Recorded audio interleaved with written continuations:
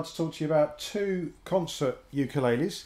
I've got here the Korala UKC36, a budget concert ukulele, great for beginners. I just talked about maybe choosing concert ukuleles over a soprano size in my last video, and I'm going to compare that with slightly more expensive Aria ACU-250. So I'll just talk about them as Korala and Aria now. I'll have to remember those quaint numbers that they give these things.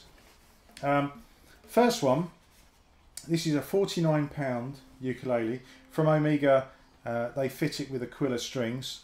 Just excuse my little finish on the strings there. I fitted these ones myself actually, but didn't tie them as neatly as you would get it from Omega. But nice mahogany finish all around, and it's a nice little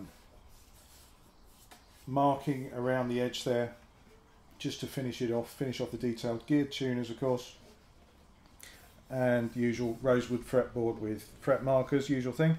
I'll mention it, 12 frets on this one. The other one has, I think, 18, a lot more frets. But for a beginner, not really going to make a lot of difference. Most of us don't play up here. If I get up as far as here, I'm in unusual territory, I have to admit. But nice sound on this. There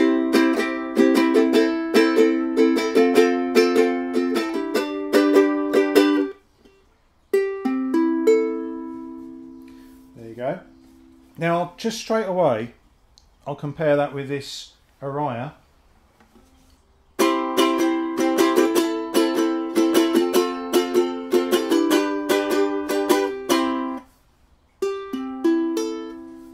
So there is a difference in the sound. The thing I noticed actually, I don't know whether it makes a big difference, but the position of the bridge is much further into the body on this one, and the overall length is quite a bit longer on the Aria.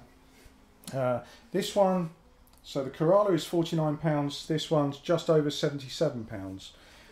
The difference is, straight away visually, the finish on this is much nicer. It's a higher satin.